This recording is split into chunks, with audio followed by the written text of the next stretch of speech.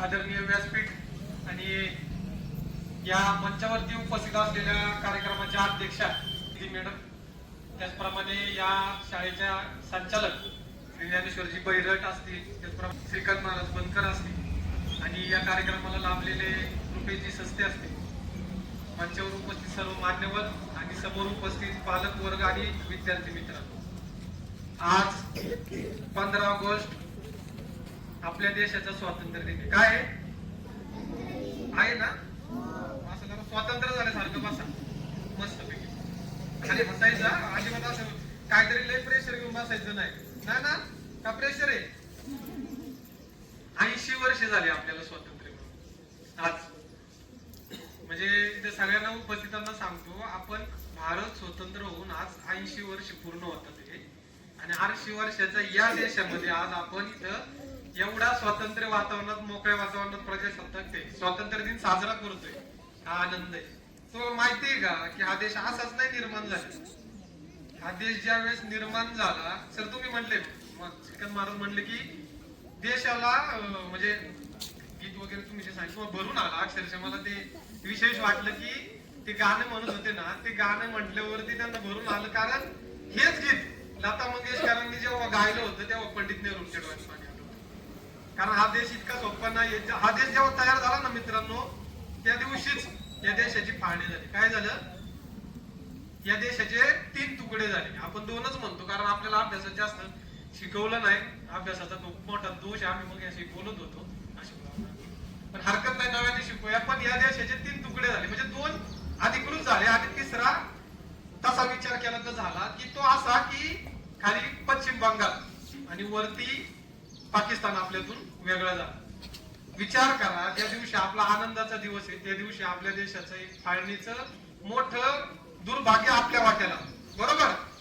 तेच आपल्या त्याच्यानंतर काही वर्षामध्ये आपल्याला आपणच दिलेल्या भारत पाकिस्तान सोबत युद्ध करावं. काय करावं लागलं? ही परिस्थिती परत आपल्यावरती आली. त्याच्यानंतर काही वर्षांनी पुन्हा आपल्याला चीन सोबत युद्ध करायला लागलं. म्हणजे असं म्हणतात की आपल्या हातामध्ये एक वेळ कुठं राहायचं शोधता येतं, पण शेजारी कोण हे आपल्या नशिबात, आपल्या हातात नसतं निवडायचं. तर ते आपल्या वाट्याला आलं. तेवढं जाऊ द्या. त्याच्यानंतर आपले जे राष्ट्रपिता आहेत की ज्यांनी हा देश निर्माण करण्यासाठी त्यांची जी सत्य व अहिंसाची जी लढाई होती ती आपल्याला दिली, ती महात्मा गांधींची हत्या झाली. काय झाली? महात्मा गांधींची हत्या झाली. त्यातूनही हा देश सावरत नाही. तर शीख दंगल झाली. काय झाली? खलिस्तानवाद दंगल झाली. त्याच्यानंतर पुढे जरा जरा आपण थोडं प्रगतीच्या वाट्याला जात असताना आपल्या देशाच्या ज्या पंतप्रधान होत्या त्यावेळेच्या पहिल्या महिला पंतप्रधान इंदिरा गांधी यांची हत्या काय झाली? हत्या झाली. त्याच्यानंतर ज्यांनी या देशात सर्वप्रथम कम्प्युटर आणला, ज्यांनी या देशात सर्वप्रथम संगणक आणि विमानाचं सगळ्यात चांगलं डेव्हलपमेंट ज्या पंतप्रधानांनी केलं, ज्यांनी पंचायत राज व्यवस्था या भारतात आणली, त्या पंतप्रधान राजीव गांधींची हत्या झाली. विचार करा, 2 पंतप्रधान, 1 राष्ट्रपती, 1 फाळणी, हे सगळं घडलेल्या देशामध्ये परिस्थिती अशी होती की सावरत असतानाही आपल्याला घात होत होते. तेव्हा एक अमेरिकेचा, मी पत्रकार म्हणून बोलतो, की अमेरिकेचा एक पत्रकार त्यावेळेस असं म्हटला होता की हा देश कधीच एक संध राहू शकत नाही आणि हा देश कधीच एक संधपणे वाटचाल करू शकत नाही. किंवा त्यांचा असा दावा होता की ही लोकशाही भारताची कधी टिकणारच नाही. हा देश लवकरच पारतंत्र्यात जाईल. पण एक आहे की जखमा झाल्यावरती माणसाला सहन करायची ताकद येते, तशी भारतात आणि आपल्या देशात जखमांची ताकद आपल्याकडे सहन करायची आहे. त्यामुळे घडलं असं की आज देखील स्वातंत्र्याला 80 वर्ष झाल्यानंतर देखील हा भारत एक संध आणि लोकशाही बळकट असलेलं राष्ट्र आहे. आणि त्यानंतर म्हणजे 47ला तो पत्रकार बोलला होता. त्याच्यानंतर काही 20 वर्षानंतर पुन्हा एकदा त्याची स्टेटमेंट अशी होती की भारत देश हा आशिया खंडातील एकमेव असं राष्ट्र आहे की जे जगाला दिशादर्शक आहे. जात वेगळी, जातीयवाद, धार्मिकवाद, प्रांतिकवाद सगळं असताना देखील हा देश एक संघ आहे. त्याचं कौतुक त्यांनी केलं आणि त्यांनी असं वाक्य वापरलं की भारताकडं येत्या काळात आशिया खंडाचं नेतृत्व करण्याची ताकद आहे. ही अभिमानास्पद होती. म्हणजे जो टीका करतो तो तुम्हाला नंतर पुढच्या काळामध्ये तुमच्या कौतुकाची देखील थाप देतो असं असतं. तशी थाप आपल्याला भारताला त्या काळी लाभली आणि त्याच्यातून हा भारत आज आपल्या पुढे उभा. अमेरिकेने 1986 साली एक विमान यान अवकाशात पाठवलं. काय पाठवलं? यान पाठवलं. आणि त्यांची मोहीम अशी होती की असं त्यांना ठरलं होतं की शिक्षकांना अवकाशात पाठवायचं. आता नाही बरं का, तेव्हा. तर शिक्षकांना अवकाशात पाठवायचं असं त्यांचं ठरलं आणि त्यांच्या मोहिमेचं नाव होतं टीचर इन स्पेस. एलिन नावाची शिक्षिका होती. त्या संपूर्ण म्हणजे जे 20 जणांची टीम होती त्यांचं प्रतिनिधित्व ती करत होती. आणि त्यांचं असं ठरलं की या शिक्षिकेला आणि या शिक्षकांना यानात पाठवायचं, त्यांना अवकाशाचं ज्ञान व्हावं, त्यातून विद्यार्थी घडावे अशी ती मोहीम होती. ओके.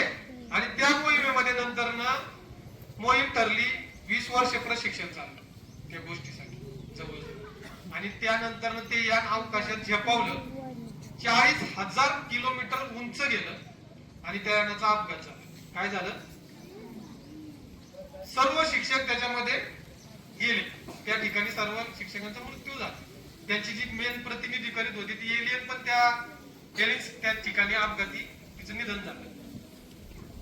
त्यानंतर त्या अपघातामधून सावरत अमेरिकेने पुन्हा एकदा मोहीम आखली 20 वर्षानंतर. आणि 2007 साली पुन्हा एकदा त्या मोहिमेचं प्रतिनिधित्व करायचं ठरलं. एक लक्षात घ्या, 1986 साली जेव्हा शाळेतून ते जे व्याप जाणार होतं का शिक्षकांचं, ते पाहण्यासाठी त्यावेळेस तुमच्यासारखे विद्यार्थी तिथं उपस्थित होते. काय होते? आणि त्यातील एका विद्यार्थिनींनी आपल्या लाडक्या शिक्षिकेला एक फुटबॉल दिला होता. काय दिलं होतं? फुटबॉल दिला होता. पण या अपघातामध्ये सगळे वारले, म्हणजे सगळ्यांचं त्या ठिकाणी अपघातात निधन झालं. पण तो फुटबॉल जो होता तो त्या यानं त्यांना सापडला आणि तो एक प्रतीक बनला त्या मोहिमेचं. त्याच्यानंतर जेव्हा पुन्हा 20 वर्षांनी मोहीम आखली गेली 2007 साली, त्याच्यानंतर त्या परत यानात जाण्यासाठी पुन्हा 20 वर्ष प्रशिक्षण देण्यात आलं. आणि त्यात एक विद्यार्थिनी गेली, ती त्या एलिनची विद्यार्थिनी होती. आणि तिने जाताना तो फुटबॉल सोबत नेला तिथं.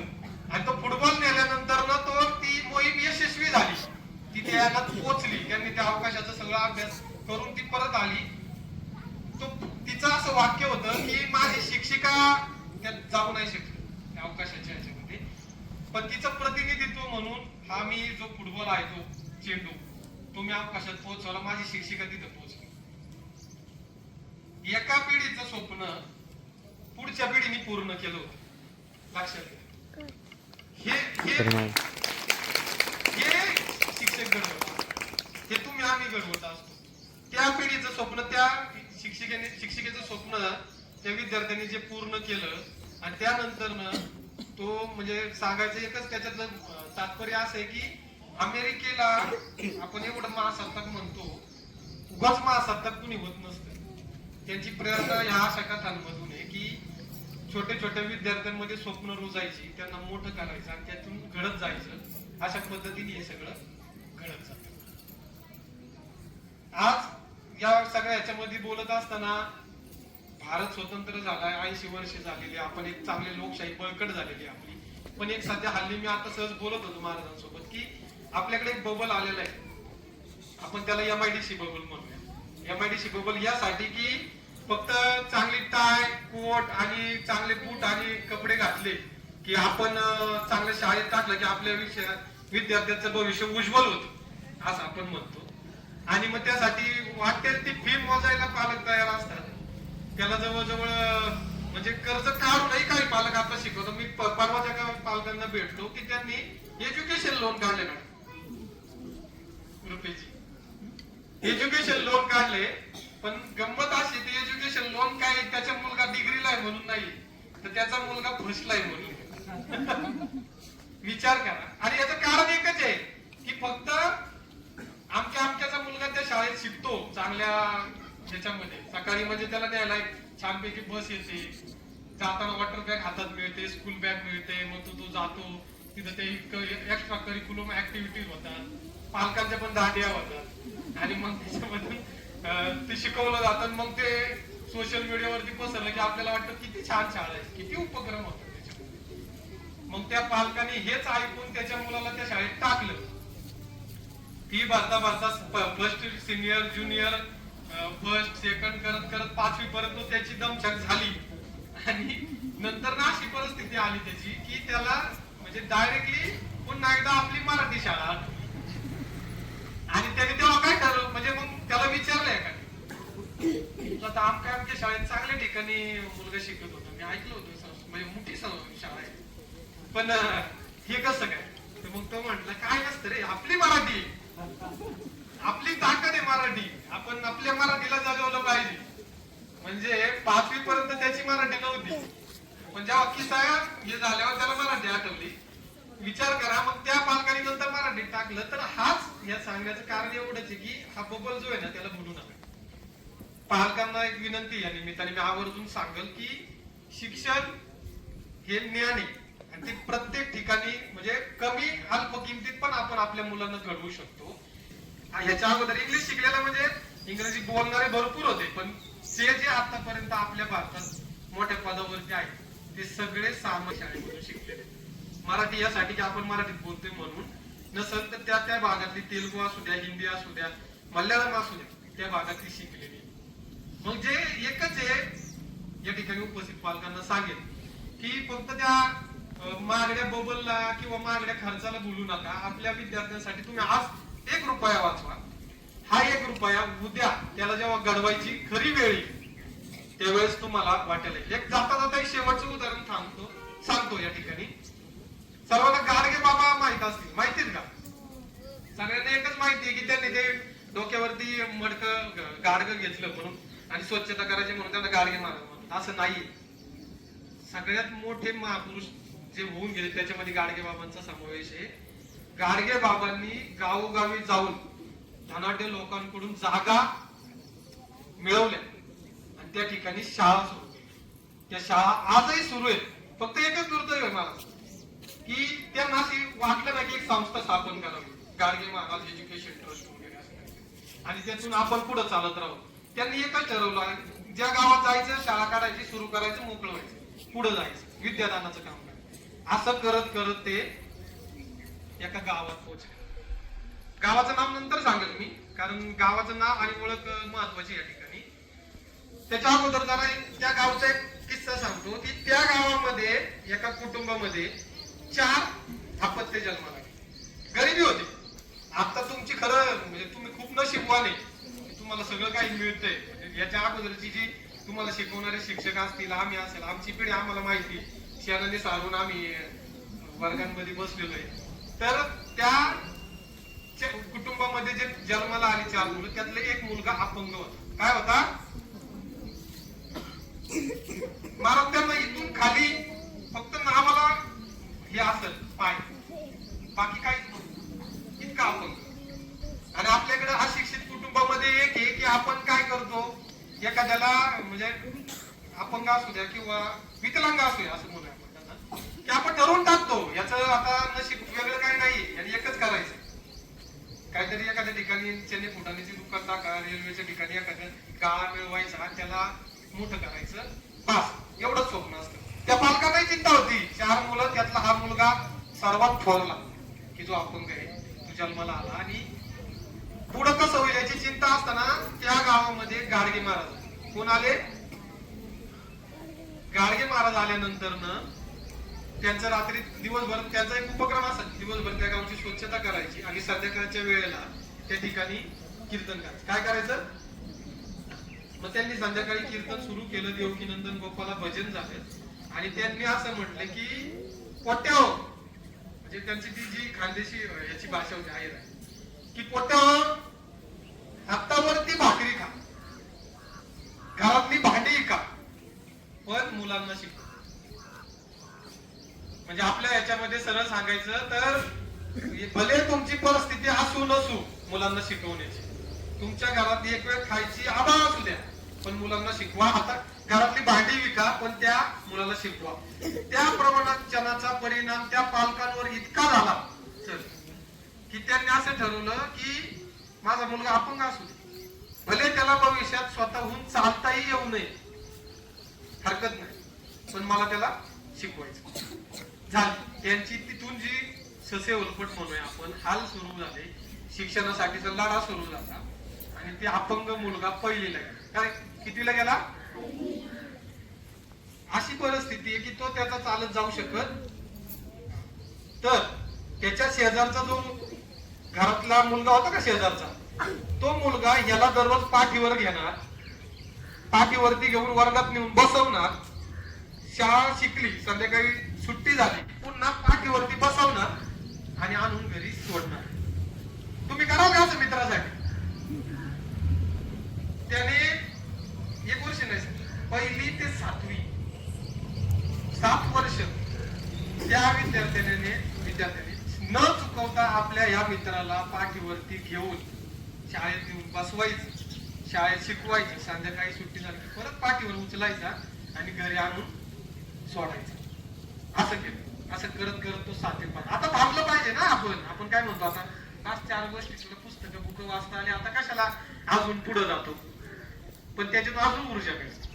7वीला ते पोरग पहिला, पालकांना अभिमान वाटला, पालकांनी ठरवलं आता त्याला पुढे शिकवायचं. आता पुढची परिस्थिती अशी होती की जो शेजारचा मुलगा आहे त्याला तर काही परिस्थिती नव्हती शिकवायची, तो काय एवढा हुशारही नव्हता, त्यामुळे त्यांना तिथे शिकवता आलं नाही. भावाने ठरवलं की माझ्या भावाला मी शिकवू. त्याच्यानंतर ना त्यांच्या भावाने 7वी ते 12वी स्वतःच्या पाठीवर घ्यायचं, शाळेत नेऊन सोडायचं, बाहेर वाट बघत बसायचं, कारण त्याला त्या जे भाऊ होता त्याला जास्त शिक्षणाची ओढ नव्हती, पण तो घराचा कारभारी म्हणून सगळं पाहत होता. तर तो ते नेऊन सोडायचा आणि 12वी पर्यंत ते पोरग पुन्हा, म्हणजे आता ते मोठे झाले पण 12वी पर्यंत ते शिकले. किती शिकले? आता थांबलं पाहिजे ना. आपण काय म्हणूया, आता 12वी झालंय, आता काहीतरी लायसन वगैरे भेटल तुला, आणि तो गाडगे महाराजांचा का स्वातंत्र्याच्या दरम्यानचा काळ होता, त्यामुळे काय असं टेलिफोन वगैरे लाईन वगैरे ते उपलब्ध नव्हत्यालाही. थांबलं पाहिजे होतं असं त्यांना त्यावेळेचे सगळे सांगत होते, शेजारी पाजारी सांगत होते, आणि का पोट्याला शिकवले, काय होणारे शिकवून, कशाला वेळ वाया घालवताय. पण पालकांना गाडगे महाराजांचं ते प्रवचन आयुष्यभरात इतकं रुजलं होतं, त्यांनी परत ठरवलं आता नाही थांबायचं, आता त्याला डिग्री घ्यायची. परत त्याच्यानंतर त्यांच्या गावामध्ये शिक्षणाची व्यवस्था तिथून पुढे नाहीये. काय 12वी नंतरची शाळा तिथं नव्हती. त्यांनी ठरवलं पुण्याला जायचं. आता खरी त्यांच्या आयुष्याची स्ट्रगल होती की त्याला तिथं टाकल्यानंतर त्याला आणणार नेणार कोण, उचलून न्यायचे, उचलून आणायचे, ठेवणार कोण. तर त्यांनी असं ठरवलं की बारका त्याच्यानंतर जो दाखला भाऊ आहे त्यांचा, त्यांनी तिथं ज्युनियर कॉलेजला ऍडमिशन घेतलं पुण्यामध्ये, आणि त्यांची पुन्हा पुणे विद्यापीठात स्ट्रगल सुरू झालं. पाठीवर घ्यायचं, शाळेत येऊन बसवायचं, आणि त्याच्यानंतर पुन्हा सुट्टी झाली की घेऊन यायचं. परीक्षेच्या काळामध्ये ह्याचा पेपर सुटत होता त्याने थांबायचं, आणि त्याची झाली की यांनी रात्र शाळेत शिकायचं. अशी त्यांची सगळी प्रगती सुरू, म्हणजे वाटचाल सुरू झाली. असं करता करता तो मुलगा MA झाला. काय झालं? आता थांबलं पाहिजे, कारण आता आपण ठरवू इथपर्यंत आपल्या म्हणजे इथं बसलेल्या पालकांसहित सगळ्यांना एक धारणा आहे की बा डिग्री झाली ना, तुझी डिग्री झाली, आता तुला कुठेतरी जॉब लागेल, तू चिकटला म्हणजे घरदार सांभाळता येईल आणि मग बाद झाला बाबा आता काय शिकू. पण तो थांबला नाही. काय झालं? नाही थांबलं नाही. त्याच्यानंतर त्याने पुन्हा शिकायचं ठरवलं, घरात विषय काढला, घरच्यांनी आधार दिला, असं करत करत तो सेटनेट झाला. काय झाला? म्हणजे प्राचार्य. काय? आणि त्याला साथ मिळाली. त्याच्यानंतर तो काढला लातूर जिल्ह्यातलं देगलूर म्हणून गाव. लातूर जिल्ह्यातल्या देगलूर गावातली ही मी तुम्हाला सांगतोय ती गोष्ट आहे, आणि त्या जी मी स्टोरी सांगतोय की ज्यांनी शिक्षणातून एवढं मोठं घडवलं, ते आज कॉलेजचे प्राचार्य. लक्षात घ्या, अपंग असलेले एक, म्हणजे मी ते वारंवार अपंग हा उल्लेख त्यांच्या विकलांगतेसाठी नाही करत आहे. आपण आपल्याकडे सगळं आहे ना, तरी आपल्याला तेवढी स्वप्न नाहीये, पण एक विकलांग व्यक्तीने मित्रांनो पाहिलं इथं शिक्षक येतात जातात, त्याची तर शिक्षक जाणार थांबतात, विद्यार्थी येतात. म्हणजे जर त्या शाळेत जर त्या सरांचा क्लास असेल, त्यांना एक वर्ग त्या शाळेत महाविद्यालयाने दिलाय आणि त्या वर्गातच ते जाऊन बसतात दिवसभर. विद्यार्थी त्यांचा तास असेल त्या वर्गात जातात, तास झाले ते बाहेर दुसरे विद्यार्थी तिथं येईल. आणि असं करत ते घडले. मित्रांनो एकच सांगतो, गेल्याच महिन्यात आता ही प्रगती याच्यासाठी काय, म्हणजे ते शेवटी काय करतात त्याच्यासाठी अपंग असलेल्या आणि कधीही काही करू शकत नाही असा ठपका मारलेल्या एवढ्या मोठ्या प्राचार्यांनी आज स्वतःच्या शिक्षणाच्या बळावरती ऑडी घेतली आणि ऑडी एवढी मोठी पाहिजे की तिला क्लच ब्रेक याची काहीच गरज नाही. त्यांनी पूर्ण सेटिंग त्याच्यातली करून हातात घेर ब्रेक आणि सगळं सेटिंग केलेली आहे आणि त्यांनी घेतली. असं करत आज ते कॉलेजला आहे. तुम्हाला कधी वाटलं तर त्यांची आपण आणूया त्यांना शाळेमध्ये, तुम्ही मला कधीतरी सांगा. आणि मी जेव्हा हे सगळं स्वतः पाहिल्यावरती मला अनुभव आलं. आता एक शेवटचं सांगतो त्यांच्याबद्दल विषय निघला म्हणून, की त्यांना वाटलं होतं सगळ्यांना की याला आयुष्यामध्ये याला म्हणजे माणूस म्हणून सगळं झालं, शिक्षण झालं, नोकरी झाली, बायको भेटली. कारण एक अपंग आहे त्याचे सगळं संसार कोण करणार. त्याच गावातल्या पालकांनी एवढं मोठं शिक्षण पाहून आपली उपायंता पोर त्याला दिली. आज 2 मुलं आहेत त्यांना चांगली मोठी, एक 12वीला आहे, दुसरा 10वीला आहे. आणि म्हणजे एक शेवटचं सांगतो की त्यांचा मोठा मुलगा त्यांना आता खांद्यावर घेऊन